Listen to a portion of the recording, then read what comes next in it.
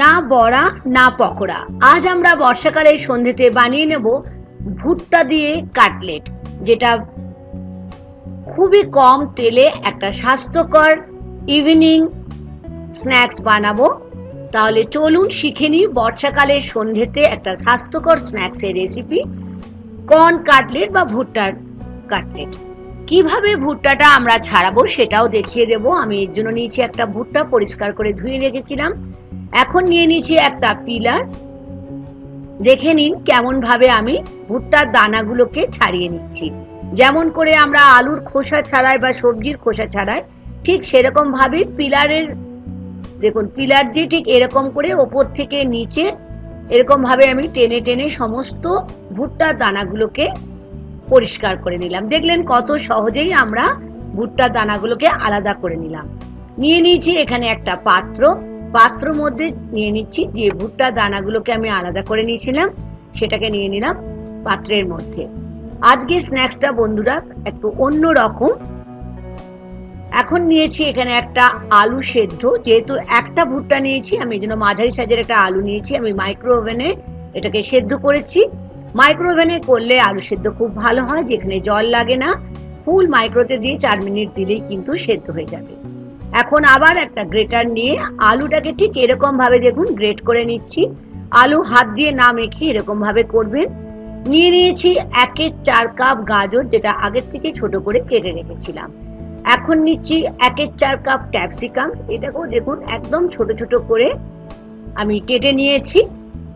নিয়ে নিচ্ছি 1/4 কাপ পেঁয়াজ। যারা পেঁয়াজ খাবেন না পেঁয়াজটা নাও দিতে পারেন, তবে পেঁয়াজটা দিলে খেতে খুবই টেস্ট লাগবে। তার সাথে নিচ্ছি ঝাল কাঁচা লঙ্কা 2 থেকে 3টে, আর নিলাম বেশ খানিকটা ফ্রেশ ধনেপাতা, যেটা আগের থেকে আমি এরকম ভাবে কেটে রেখেছিলাম।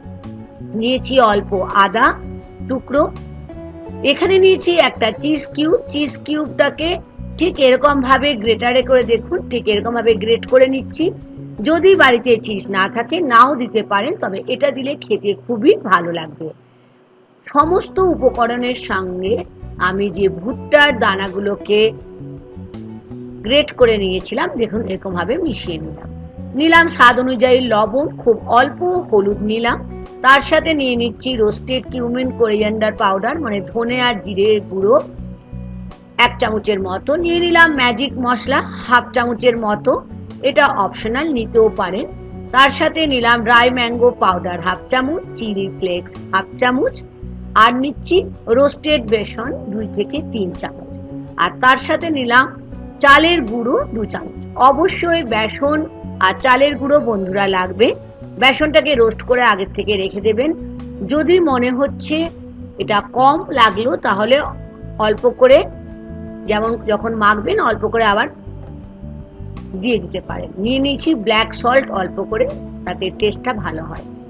একটা ডো তৈরি করে নিলাম। এখন দেখে নিন আমি কিভাবে এই ডো থেকে কাটলেট তৈরি করে নিচ্ছি। ঠিক দেখুন এরকম ভাবে বল করে করে আমি কাটলেটের শেপে আমি দিয়ে দিচ্ছি। এখানে কোনো রকম আমরা বিস্কুটের গুঁড়ো বা কোনো কিছু ব্যবহার করব না, যেহেতু আমরা বানাবো কাটলেট আর বানাবো স্বাস্থ্যকর ভাবে। গ্যাস ওভেনটা জ্বালিয়ে দিয়ে বসিয়ে নিলাম একটা ননস্টিকের ফ্রাই প্যান। একটু গরম হয়ে যাওয়ার পরে আমি এখানে ছোট চামচে 2 চামচ তেল দিলাম। আপনারা এটা বাটারেও করতে পারেন। তেলটা ভালো করে ননস্টিকের তাওয়াতে দেওয়ার পরে খুন্তি দিয়ে দেখুন ঠিক এরকম ভাবে সমস্ত তাওয়াটার মধ্যে আমি ছড়িয়ে দিলাম। এখন যে কাটলেট গুলো আগের থেকে তৈরি করে রেখেছিলাম একটা একটা করে আমি ননস্টিকের তাওয়া বা প্যান যেটাই বলুন আমি ওখানে দিয়ে দিলাম। এখন ফ্লেমটা আমাদের লো টু মিডিয়ামে রাখতে হবে। একটা সাইড হয়ে গেলে খুব সাবধানে আমাদের আর একটা সাইড উল্টে দিতে হবে। বুঝতেই পারছেন কত তাড়াতাড়ি আর কত টেস্টি একটা সন্ধেবেলার কর্ন কাটলেট বা ভুট্টার স্ন্যাক্স তৈরি হয়ে গেল।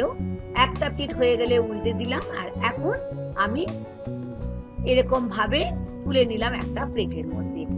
একই রকম ভাবে সমস্ত কর্ন কাটলেট গুলো আমি বানিয়ে নেব। আশা করি বর্ষার একটা বিখ্যাত সকলের প্রিয় হচ্ছে ভুট্টা, তার রেসিপি আপনাদের খুবই ভালো লেগেছে। আমি এর আগে ভুট্টার অনেকগুলোই রেসিপি আপনাদের সঙ্গে শেয়ার করেছি। অনুরোধ থাকলো রেসিপিটি পুরো দেখবার জন্য, আর দেখতে দেখতে লাইক আর শেয়ার করতে ভুলবেন না। দেখুন ঠিক এরকম ভাবে আমি আর একটা ব্যাচে বাকিগুলো তৈরি করে নিলাম। আজ আমি পরিবেশন করছি টমেটো সস দিয়ে। আপনারা ইচ্ছে হলে যে কোনো স্যালাডের সঙ্গেও পরিবেশন করতে পারেন। একদম মুচমুচে টেস্টি বিনা তেলে তৈরি হয়ে গেল ভুট্টার কাটলেট।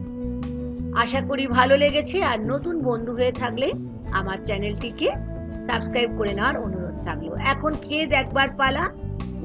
দারুণ খেতে হয়েছে। অবশ্যই বানাবেন বন্ধুরা। আজ এই পর্যন্ত। Thank you.